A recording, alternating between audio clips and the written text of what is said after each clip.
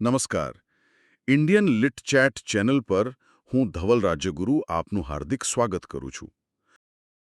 આપણી પાસે જે દસ્તાવેજો છે તે ગુજરાતી સાહિત્યના એક એવા બળવાખોરની વાત કરે છે જેણે કલમથી ક્રાંતિ કરી હતી. પણ નવાઈની વાત એ છે કે આ ક્રાંતિ માત્ર કવિતા લખીને નહોતી થઈ, ના. પણ કવિતા વિશે વિચારીને અને એ વિચારને સૌની સામે નિર્ભયતાથી મૂકીને થઈ હતી. આપણે વાત કરી રહ્યા છીએ અર્વાચીન ગુજરાતી વિવેચનના પિતામહ કવિ નર્મદની. બિલકુલ. આજે આપણી સામે જે અભ્યાસ લેખો છે તે આપણને સીધા 19મી સદીના ગુજરાતમાં લઈ જાય છે. એક એવા સમયમાં જ્યારે સાહિત્ય તો લખાતું હતું, પણ એના પર કોઈ વાત નહોતી થતી. હા, એ સાહિત્ય કેવું છે, શા માટે સારું કે નબળું છે, એના પર વાત કરવાની કોઈ વ્યવસ્થિત પરંપરા જ નહોતી. આજની આપણી આ ચર્ચાનો હેતુ એ સમજવાનો છે કે નર્મદે શૂન્યમાંથી એક આખી વિવેચન પરંપરાનો પાયો કેવી રીતે નાખ્યો. આપણે આ લેખોમાં આપેલા ક્રમ મુજબ જ આગળ વધીશું, જેથી એમના વિચારોનો વિકાસ બરાબર સમજી શકાય. તો ચાલો શરૂઆત કરીએ. સૌથી પહેલો અને મૂળભૂત સવાલ એ જ થાય કે મધ્યકાળમાં સદીઓ સુધી સાહિત્ય રચાતું રહ્યું. નરસિંહ, મીરા, અખો, પ્રેમાનંદ જેવા દિગ્ગજો આપણને મળ્યા, પણ એમના કામ પર વિવેચન કેમ ન થયું? સાહિત્ય હતું, પણ એના પરનો વિમર્શ કેમ ગાયબ હતો? આ સવાલના મૂળમાં જો માધ્યમ રહેલું છે. લગભગ 7 સદી સુધી ગુજરાતી સાહિત્યનું મુખ્ય વાહન હતું પદ્ય, એટલે કે કવિતા. બધું કવિતામાં જ લખાતું હતું. હા, અને વિવેચન માટે જે તર્કબદ્ધ વિશ્લેષણાત્મક ભાષા જોઈએ એ ગદ્યમાં જ શક્ય બને. એ સમયે ગદ્ય ખેડાયું જ નહોતું. જે થોડું ઘણું થતું હતું તે સંસ્કૃત પરંપરાની ટીકા કે વૃત્તિના રૂપમાં હતું. ટીકા અને વૃત્તિ, આ શબ્દો થોડા સમજાવશો? મતલબ એ આજના ક્રિટિસિઝમ કરતાં કઈ રીતે અલગ હતા? ખૂબ સારો પ્રશ્ન છે. જો ટીકા કે વૃત્તિનો મુખ્ય હેતુ કૃતિનું મૂલ્યાંકન કરવાનો નહોતો, પણ અર્થઘટન કરવાનો હતો. અચ્છા, એટલે કે અર્થ સમજાવવાનો. બરાબર. કોઈ કવિતાના અઘરા શબ્દોનો અર્થ આપવો, તેના સમાનાર્થી શબ્દો બતાવવા, કે સમાસનો વિગ્રહ કરી આપવો, જાણે કે તમે કોઈ જૂના શિલાલેખને ઉકેલી રહ્યા હો. એ જમાનામાં કોઈ કવિતા વાંચીને એમ નહોતું પૂછતું કે આ કવિતા મને કેમ ગમી, પણ એ પૂછતું કે આ અઘરા શબ્દનો મતલબ શું છે. એ સાહિત્યનું શાબ્દિક વિશ્લેષણ હતું, સૌંદર્યલક્ષી મૂલ્યાંકન નહીં. નર્મદ જે વિવેચન લઈને આવ્યા તે પશ્ચિમથી પ્રેરિત હતો. જેનો સવાલ હતો, આ કૃતિ તરીતી કેવી છે? તો આટલું મોટો બદલાવ આવ્યો કઈ રીતે? અચાનક ગદ્ય ક્યાંથી આવ્યું અને લોકોને સાહિત્ય પર આ રીતે વિચારવાની જરૂર કેમ લાગી? આ પરિવર્તન આવ્યું અંગ્રેજોના આગમન અને પાશ્ચાત્ય કેળવણી સાથે. નવા શિક્ષણથી ગદ્યના વિકાસને જબરદસ્ત વેગ મળ્યો. છાપખાના શરૂ થયા. ઓહ હા, એ બહુ મોટો મુદ્દો હતો. બિલકુલ. બુદ્ધિપ્રકાશ જેવા સામયિકો શરૂ થયા. અને અચાનક લેખકોને પોતાના વિચારો વિસ્તારથી રજૂ કરવા માટે એક મંચ મળ્યો. આ જ સમયે અવલોકન, સમીક્ષા, આસ્વાદ જેવા નવા શબ્દો સાહિત્ય જગતમાં ફરતા થયા. દલપતરામ, નર્મદ, નવલરામ જેવા સુધારકો આ નવા યુગના પ્રણેતા બન્યા. અને આ લોકો માત્ર સાહિત્યકારો નહોતા, એ સમાજ સુધારકો પણ હતા. ખરું ને? મતલબ એમના માટે સાહિત્ય એ સમાજ બદલવાનું એક સાધન હતું. ચોક્કસ. તેઓ ધર્મ, સમાજ, કેળવણી, સંસ્કૃતિ આ બધા પર એક સાથે વિચારતા હતા. અને આ જ સંદર્ભમાં નર્મદની એક ફરિયાદ ખૂબ જ મહત્વની બની રહે છે. કઈ ફરિયાદ? એમના શબ્દોમાં કહીએ તો, આપણી પાસે ટીકા કરવાની પ્રથા નથી. કાવ્ય વિશે પૂરતી સમજ નથી. આપણી પાસે કવિચરિત્રો નથી. કાલિદાસ જેવા કવિની જીવન સામગ્રી ઉપલબ્ધ નથી. વાહ! આ વાક્યો સાધારણ નથી. આ એક આખા સાહિત્ય જગત સામેનો આક્રોશ છે. એક પ્રકારનો મેનિફેસ્ટો છે કે આપણે ત્યાં સર્જન છે, પણ સર્જનનું શાસ્ત્ર નથી. કલાકારો છે, પણ કલાની પારખ શક્તિનો અભાવ છે. તો પછી પ્રથમ વિવેચક તરીકે નર્મદનું જ નામ કેમ લેવાય છે?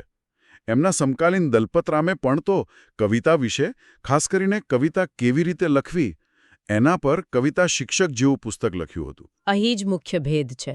આપણું વિવેચન સાહિત્ય ગ્રંથમાં હીરા ક મહેતા બહુ જ સ્પષ્ટ રીતે નોંધે છે કે દલપતરામે પોતાના વિચારો પદ્યમાં રજૂ કર્યા. અચ્છા, એ પરંપરાગત રીત હતી. બરાબર. જ્યારે નર્મદ પહેલા એવા વ્યક્તિ હતા જેમણે સાહિત્ય વિશે ગંભીર ચર્ચા માટે ગદ્યનો ઉપયોગ કર્યો. ગદ્યમાં જે તર્ક અને સ્પષ્ટતા શક્ય છે તે પદ્યમાં નથી. આથી ગદ્યમાં વિવેચન લખનાર પહેલા હોવાને કારણે નર્મદ જ આપણા પહેલા વિવેચક ગણાય. અને બીજું કારણ હતું એમનું વ્યક્તિત્વ. કેવું હતું એમનું વ્યક્તિત્વ? નર્મદ એક યોદ્ધા હતા. 1858માં કલમને ખોળે માથું મૂક્યું, એટલે કે સર્જન માટે સર્વસ્વ ત્યાગી દીધું. દાંડિયો સામયિક દ્વારા રૂઢિચુસ્ત સમાજ પર ચાપખા માર્યા. વિધવા સાથે લગ્ન કરીને સમાજ સામે બંડ પોકાર્યો. એમના વિશે એક વાત બહુ મશહૂર છે. કોઈકે એમને કહ્યું કે તમે જે લખો છો તે કોઈ સમજતું નથી. તો નર્મદે જવાબ આપેલો, હું સમજાવવા માટે નથી લખતો, હું જગાડવા માટે લખું છું.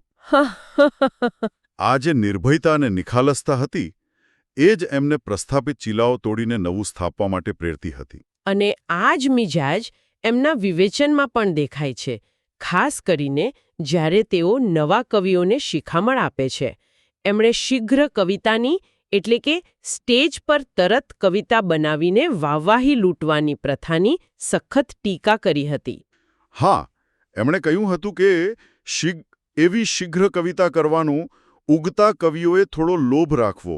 આ તો જાણે આજના ઇન્સ્ટન્ટ ફેમના જમાનાને પણ લાગુ પડે છે. બિલકુલ.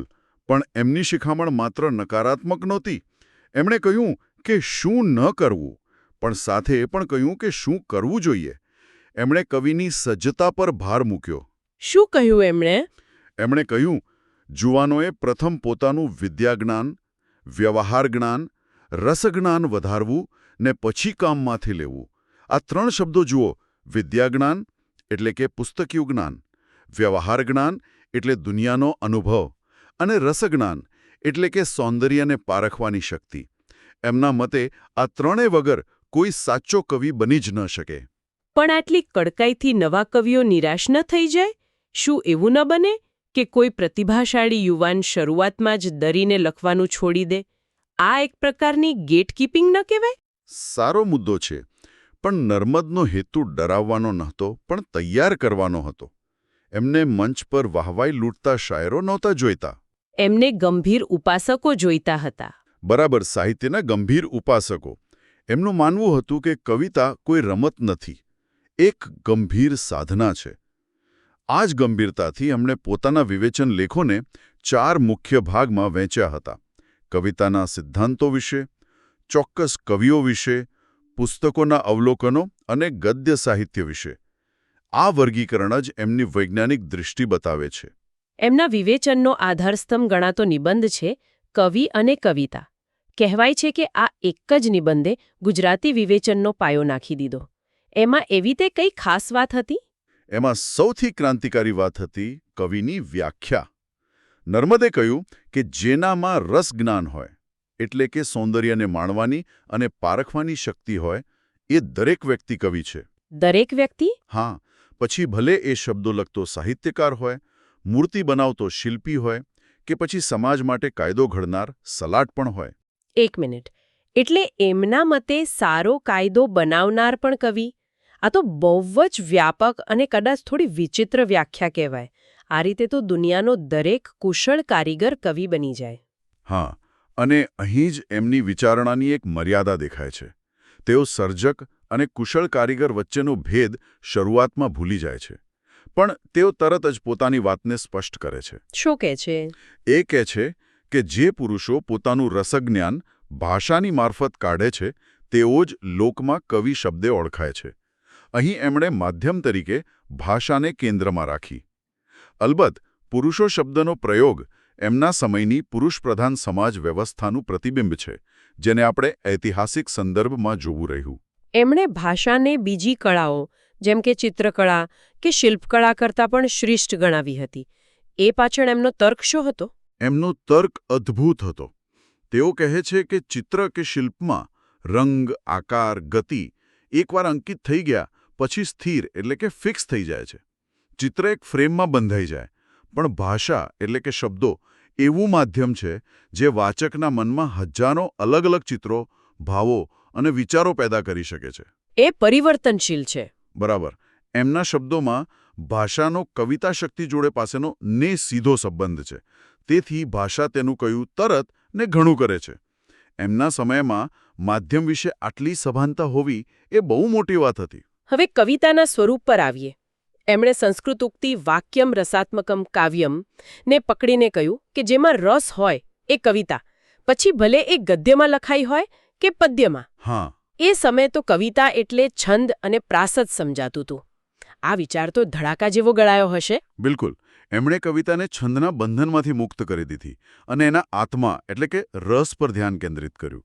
અને આ જ વિચારને આગળ વધારતા એમણે કવિતાને ઇતિહાસ કરતાં પણ ઉચ્ચ સ્થાન આપ્યું. એમણે કહ્યું કે કવિતા પૂર્ણ અને સઘળા કાળને સાચું છે, ત્યારે ઇતિહાસ તો અપૂર્ણ છે.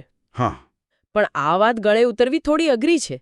ઇતિહાસ તો તથ્યો પર, સત્ય ઘટનાઓ પર આધારિત છે, જ્યારે કવિતા તો કલ્પના છે. તો પછી કવિતા ઇતિહાસ કરતે વધુ સાચી કઈ રીતે હોઈ શકે? ખૂબ જ સારો સવાલ.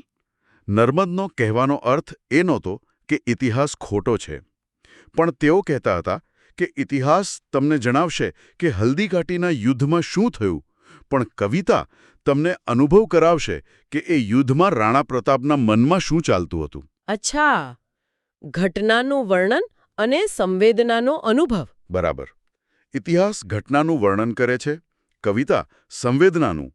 આ અર્થમાં કવિતા માનવ સત્યની વધુ નજીક છે, કારણ કે એ શાશ્વત ભાવોની વાત કરે છે. અને કવિતાનો હેતુ શું? શું એ માત્ર આનંદ માટે છે કે પછી એમાંથી કોઈ બોધ પણ મળવો જોઈએ? એક સુધારક તરીકે નર્મદનું શું માનવું હતું? સુધારક તરીકે તેઓ માનતા કે કવિતાનો એક હેતુ ઉપદેશ આપવાનો છે, પણ એ ઉઘાડો ન હોવો જોઈએ.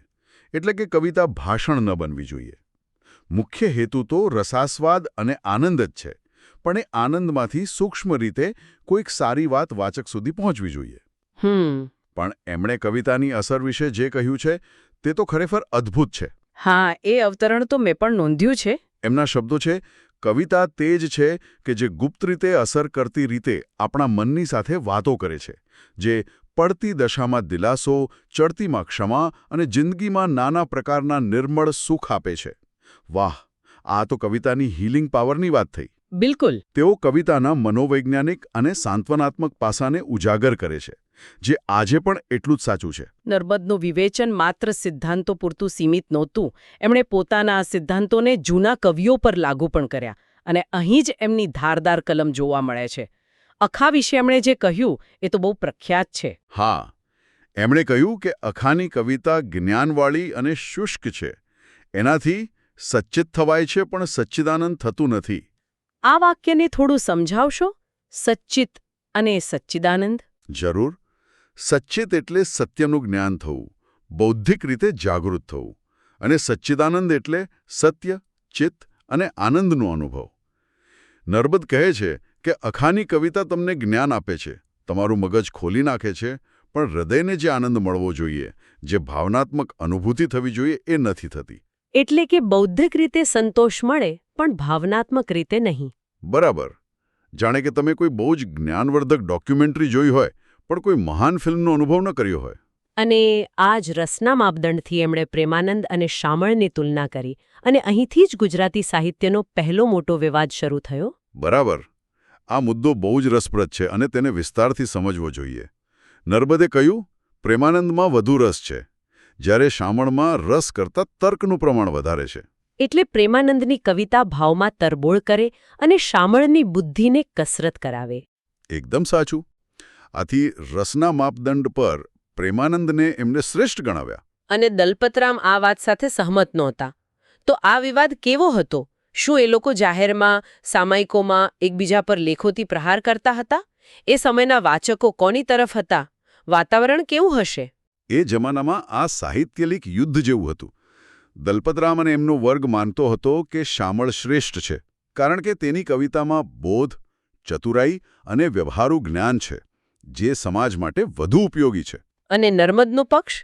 નર્મદને એમના મિત્ર નવલરામનો પક્ષ હતો કે સાહિત્યનું પહેલું કામ રસ જગાવવાનું છે, આનંદ આપવાનું છે, બોધ આપવાનું નહીં. આ વિવાદ માત્ર બે કવિઓની શ્રેષ્ઠતાનો નહોતો, પણ સાહિત્યના મૂલ્યાંકનના માપદંડો શું હોવા જોઈએ તેની તાત્વિક ચર્ચા હતી.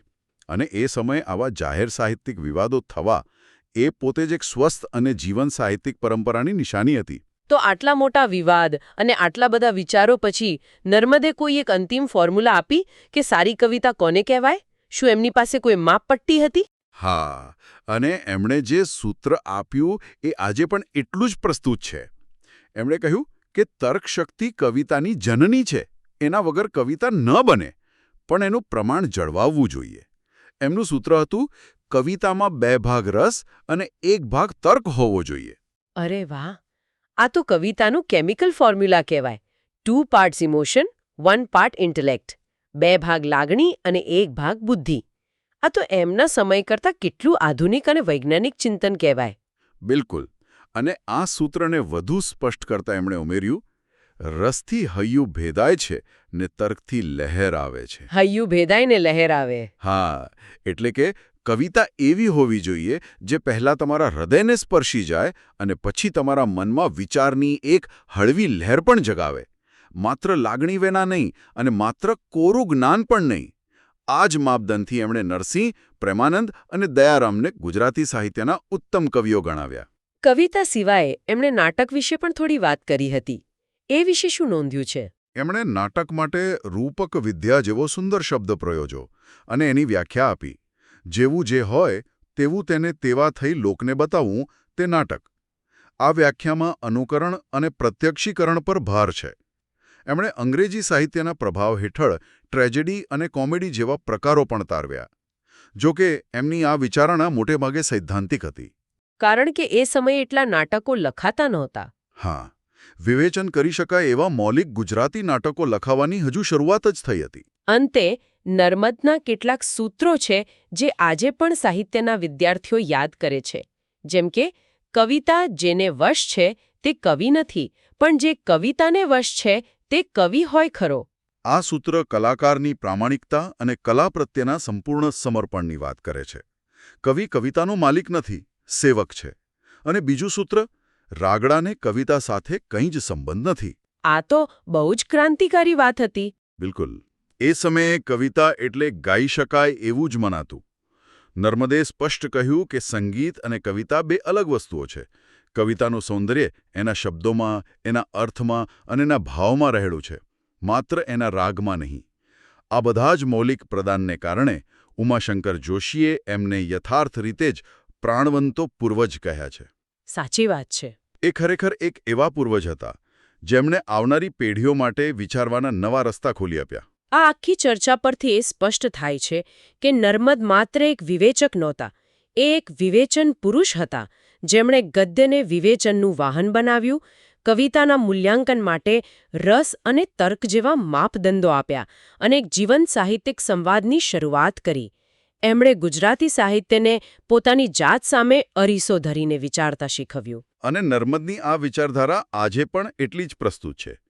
આપણે એ પણ વિચારી શકીએ કે નર્મદે જે રસ એટલે કે ભાવનાત્મક જોડાણ અને તર્ક એટલે કે બૌદ્ધિક સંતોષ, આ બંનેના સંતુલનની વાત કરી, એ આજના લોકપ્રિય સ્વરૂપો જેમ કે સિનેમા કે વેબ સિરીઝના મૂલ્યાંકનમાં કેટલી હદે બંધ બેસે છે. રસપ્રદ મુદ્દો છે. કોઈ ફિલ્મ કે સિરીઝને આપણે મહાન ક્યારે કહીએ છીએ? જ્યારે એ આપણને ભાવુક પણ કરે અને વિચારવા માટે મજબૂર પણ કરે. શું આજે પણ કલાનું અંતિમ મૂલ્ય આ 2 તત્વોના સુમેળમાં જ રહેલું છે? આ પ્રશ્ન નર્મદે 150 વર્ષ પહેલાં પૂછ્યો હતો અને એ આજે પણ એટલો જ જીવંત છે. ઇન્ડિયન લીડ ચેટ ચેનલ વતી હું ઉર્વી રાજ્યગુરુ આપનો આભાર માનું છું.